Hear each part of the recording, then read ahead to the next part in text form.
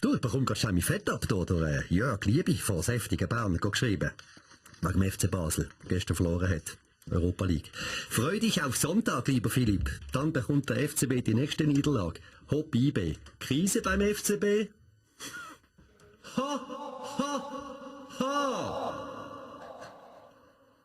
Fabian. Ja, sehr schön.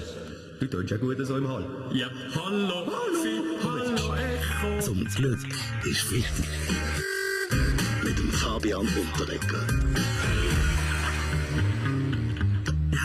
Wir schauen auf die Wahlen vom Wochenende. Beschäftigt unsere Freitagsrunde Roger Köppel, Nationalrat einerseits, Verleger und Chefredakteur von der Weltwoche auf der anderen Seite. Ziemlich viel auf dem Schlitten, einen Haufen zu tun. Jetzt haben Sie überhaupt noch Zeit für die Weltwoche?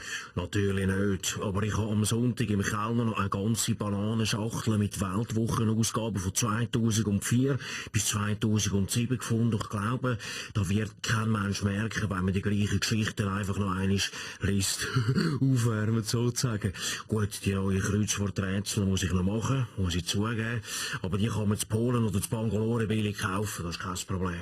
Und für die neue Aufgabe in Bern sind Sie bereit? Sag, um was geht's? Für mich als Verleger ist meine Wahl eine total neue Challenge. Meine Reichweite steigt massiv.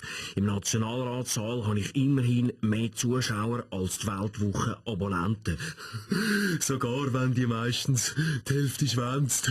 Sicher nicht am 9. Dezember. Der 9. Dezember dann noch der Bundesratswahl.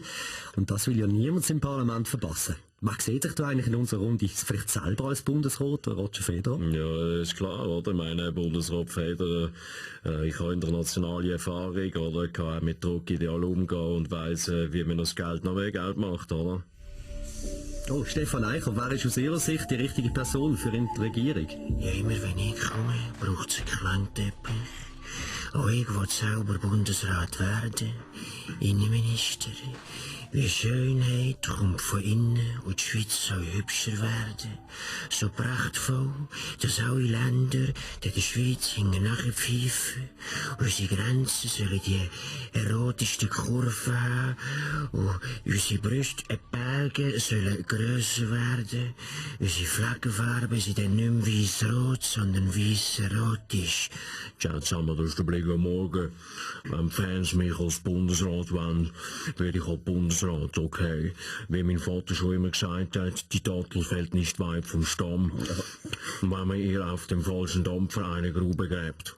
Vielleicht noch schnell zum Schluss, anderes Thema, andere Wahlen. Im Fernsehen auf 3 Plus läuft ja wieder der Bachelor. Und Ex-Bachelor Vujo Gavric. Schau. Es ist klar, Phil. Ich muss sagen, ich finde, ich habe mich schon sehr verändert. So eine rein nützliche Welt.